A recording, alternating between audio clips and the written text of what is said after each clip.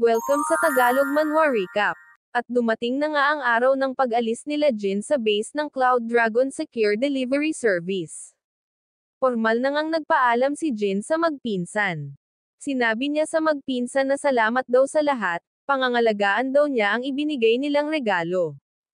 Sumagot naman si Gong Sonyong ng okay at sinabi kay Jin na ipakita daw muna niya sa master niya ang pil bago niya ito e-consume.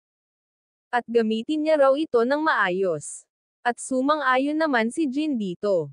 Niyakap naman ni Gong Sonyong si Jin at taos pusong nagpasalamat. Sumagot naman si Jin na siya raw ang dapat magpasalamat kay Gong Sonyong.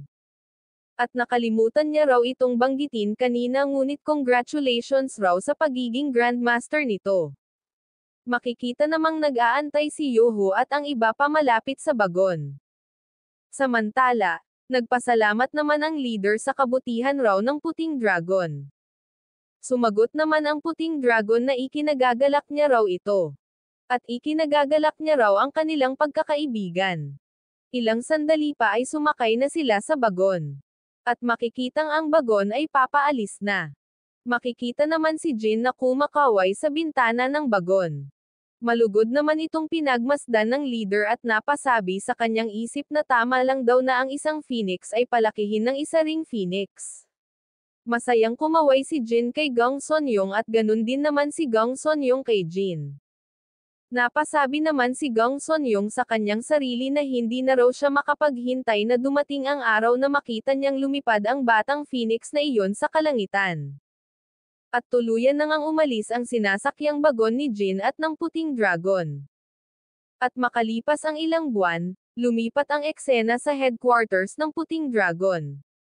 Ito ay nasa isang rehiyon na hindi kalayuan sa base ng Cloud Dragon Secure Delivery Service Group. At ito ay rehiyon na kung saan napapaligiran ng mga bulkan. Makikita naman si Jin na umaakyat sa isang napakatarik na hagdanan pasan-pasan ang dalawang timba ng tubig. Naririnig naman ni Jin ang boses ng Puting Dragon sa kanyang ulo na nagsasabing kailangan niya raw matuto ng mga official na mga techniques. Ngunit bago yun kailangan niya raw munang matutunan ang basics ng external chi at ang iba pang mga fundamentals. At ito ay tumutukoy sa pagbibuild ng inner chi sa pamamagitan ng paulit-ulit na physical action. Kailangan niya rin daw matutunan ang tamang paghinga at gayon din naman sa paglalakad. Ang lower body daw ni Jin ay kailangang maging malakas upang matuto ng martial arts. Kailangan niya raw maging kaysa ang mundo. Ang Jaegal clan daw ay sinasabing malakas pagdating sa inner chi ngunit mahina sa external chi.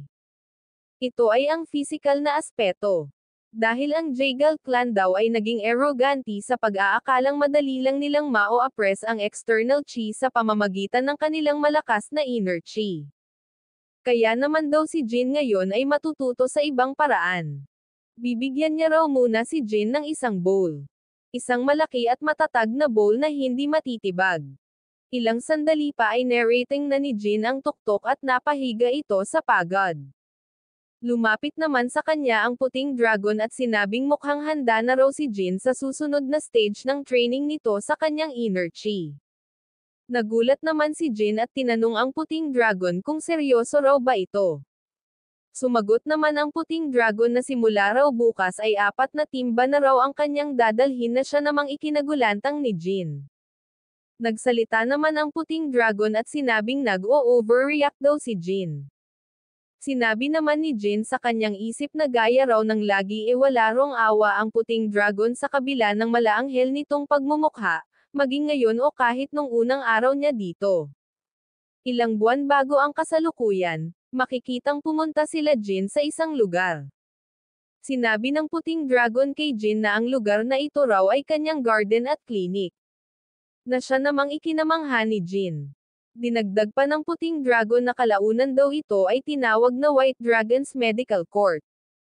Naalala naman ni Jin na sa novel daw ay mayroong nabanggit na ang Puting Dragon daw ay pinili ang isang volcanic area para sa kanyang rehabilitation upang makontrol nito ang 9 clouded absolute pulses at mukhang ito na raw yun.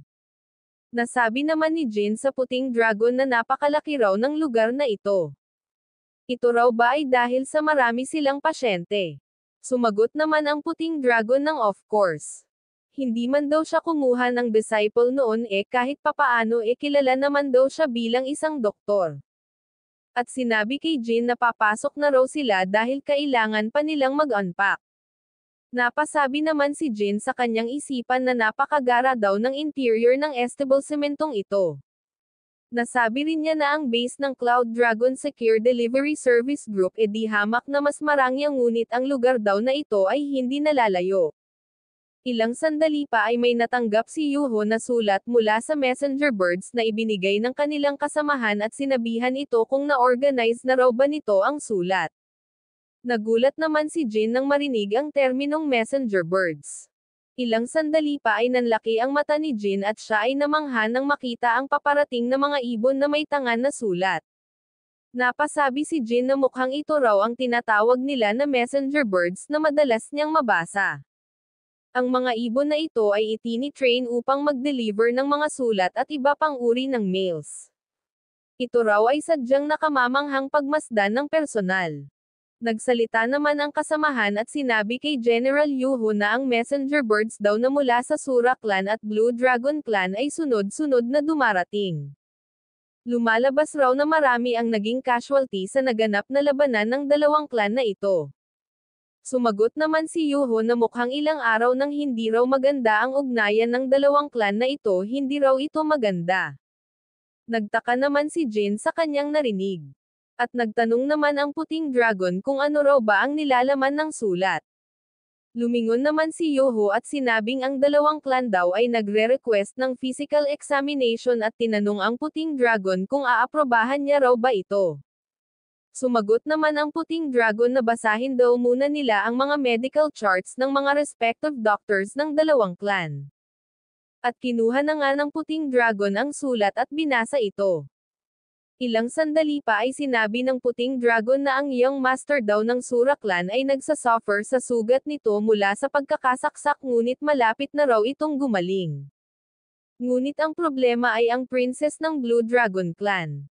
Ang Sura Clan daw ay gumagamit ng mga exclusive Sura techniques. Ngunit sa kabutihang palad daw ang young master ay hindi malalim na naiintindihan kaya matutulungan daw ito ng mga local doctors nila. Namangha naman si Jin sa puting dragon dahil nagawa daw nitong ma-analyze ang mga martial arts technique at nakagawa ng magandang desisyon ng ganun-ganun lang. Nagsalita uli ang puting dragon at sinabing ang mga sugat ng mga pasyente sa dalawang panig ay magiging mas malala. Kaya inutusan nito si Yuho na tulungan ang dalawang panig at sinabihan si Yuho na bigyan nito ng instructions ang dalawang panig na wag munang gumawa ng hakbang. At kapalit nito ay bibigyan niya raw sila ng prescriptions at recipes para sa mga necessary na medication at internal medicine. Ang mga ingredients daw ay hindi mahirap na makuha kaya ang mga lokal na mga pharmacies ay hindi raw mahihirapan na gawin ito. Ibinalik ng puting dragon kay Yuho ang sulat at nagtanong naman si Yuho kung anong clan daw ang una nilang tutugunan. Nag-isip naman saglit ang puting dragon at sinabing unahin daw muna nila ang Blue Dragon Clan dahil malamang ang princess nila ang nanalo sa laban. Dahil malamang ang princess daw ng Blue Dragon Clan ay upset ngayon dahil marami itong injury kahit na nanalo ito sa laban. Namangha naman si Jin sa galing ng puting dragon pagdating sa pag-aanalisa ng sitwasyon. At sumang-ayon naman si Yuho sa plano ng puting dragon. Nagsalita naman ang puting dragon at sinabing pumasok daw muna sila. Ilang sandali pa ay tinugunan ni Yuho ang sulat. At ito ay ipinadala nila sa mga messenger birds na siya namang ikinamangha ni Jin. At napagtanto nitong mukhang ito raw ay katumbas ng online consultation at examinations.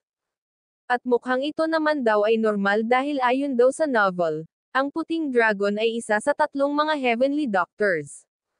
Sinabi naman ng puting dragon kay Jin na ang tao raw ay nakagapos sa injury at sakit habang ito ay nabubuhay.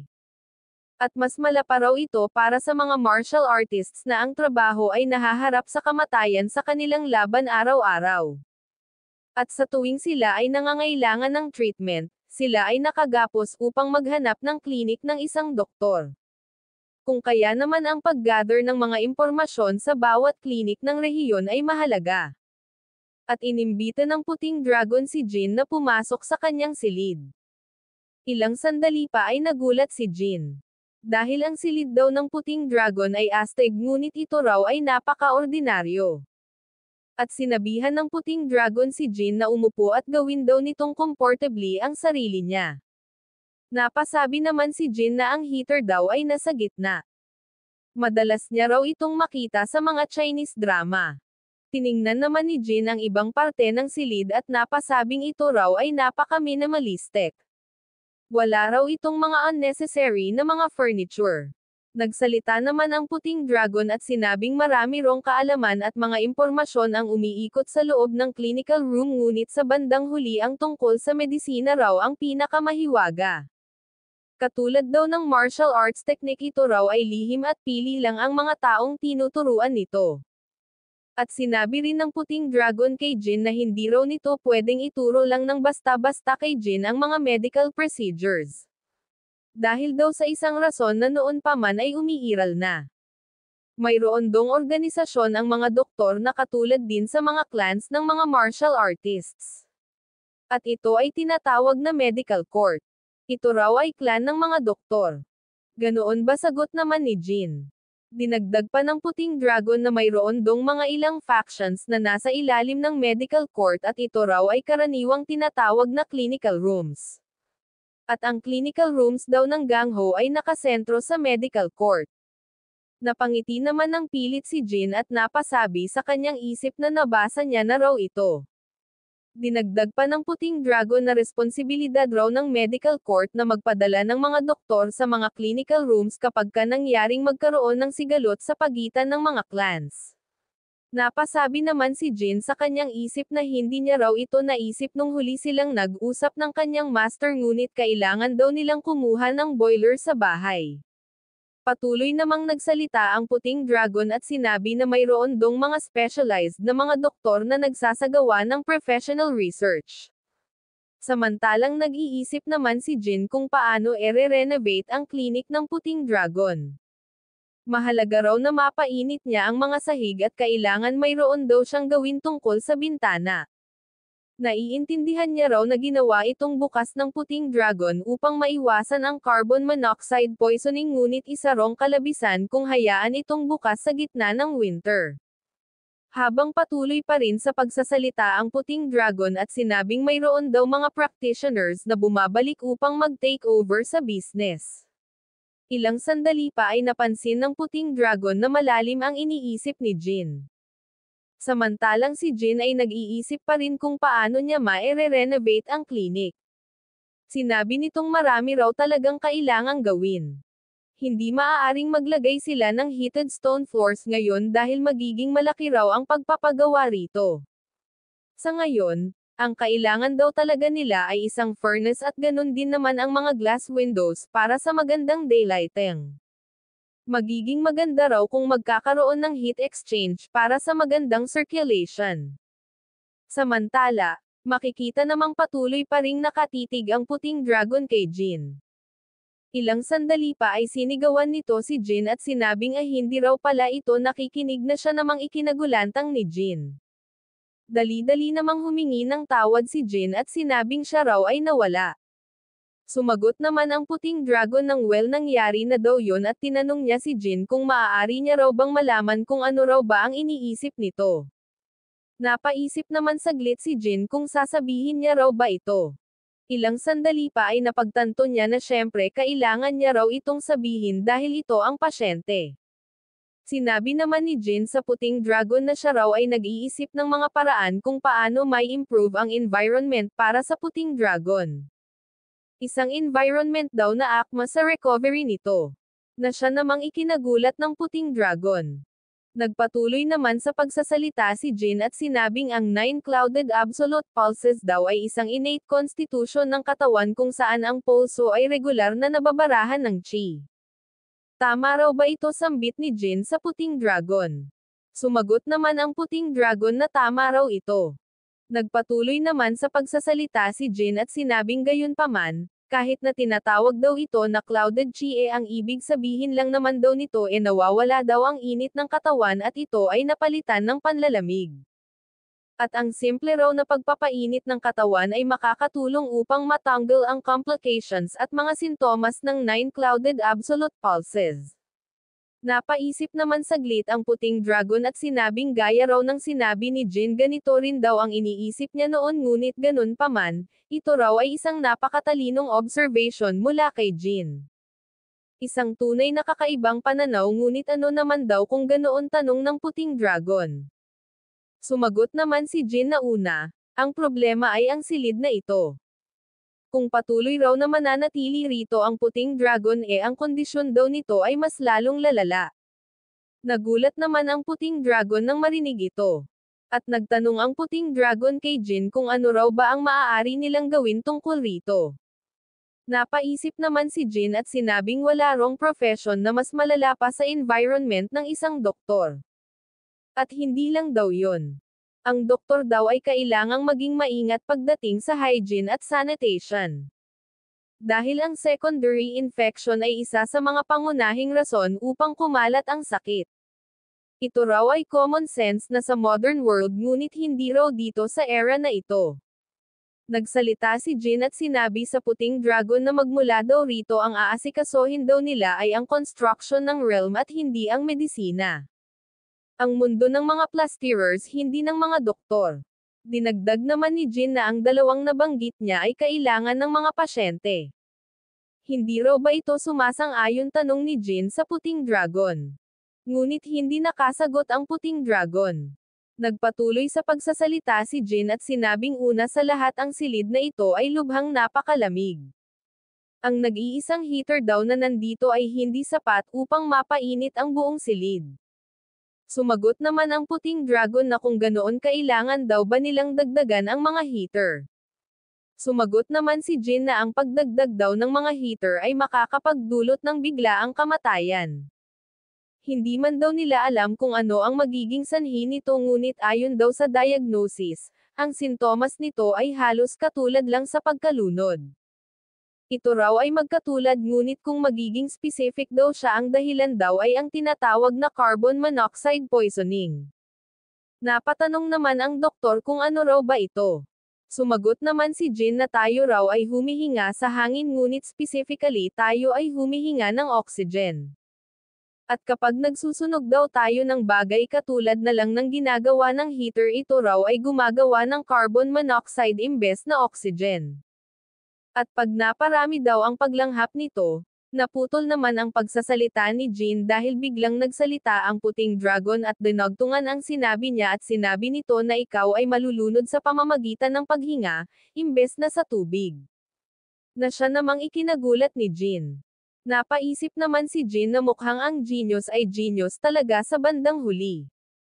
Nagawa raw nitong maunawaan ang lahat ng walang anumang basic knowledge. Ilang sandali pa ay nagsalita ang puting dragon at sinabing saan naman daw nakuha ni Jin ang impormasyon na ito. Na siyang naging dahilan upang magulantang si Jin. Nagpatuloy sa pagsasalita ang puting dragon at sinabing matagal na rin daw siyang naghahanap ng kaalaman, ngunit kahit kailan hindi niya pa raw narinig ang mga sinabi ni Jin. Sumagot naman si Jin na ito raw ay isang sekreto.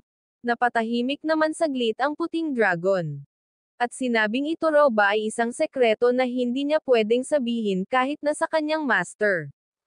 Napatahimik rin saglit si Jin at sinabing oo, ito raw ay isang sekreto na kahit sabihin daw ni Jin sa puting dragon hindi raw ito maniniwala. At ito raw ay napakadelikado. Napasabi naman si Jin sa kanyang isip na hindi raw siya maaaring magsinungaling tungkol dito. Sa novel daw ang puting dragon o ang kanyang master ay hindi ordinaryong tao. Ito raw ay isang genius at isang enlightened na tao. Napatingin naman ang puting dragon kay Jin. Dagdag pa ni Jin sa kanyang isip na base raw sa katotohanang nagawa ring ipaghiganti ng puting dragon ang Jaegal clan, ito raw ay mayroong malakas na resolve at nagiging marahas kung kinakailangan. Ilang sandali pa ay may iniabot ang puting dragon kay Jin at sinabing alam daw nito na si Jin ay hindi ordinaryong bata. Kung kaya ayos lang daw na hindi ito sagutin ni Jin. Nakapagdesisyon na daw siya na tatanggapin niya si Jin at ang buo nitong pagkatao. Nagulat naman si Jin nang marinig ito. Patuloy naman na nagsalita at nagpasalamat ang puting dragon kay Jin dahil sa pagiging honest daw nito sa kanyang master. At sumapit na ang gabi. Makikita si Jin na mayroong iginuguhit sa isang papel. Napasambit naman si Jin na isa rong magandang ideya na magtasa ng uling at gamitin ito bilang lapis. Dahil ang brush daw ay nakakapagod. Nagsalita naman ang puting dragon at sinabi kay Jin na si Yoho raw ay nagtatrabaho bilang administrator sa medical court. Maaari dong pumunta si Jin doon kung mayroon siyang kailangan.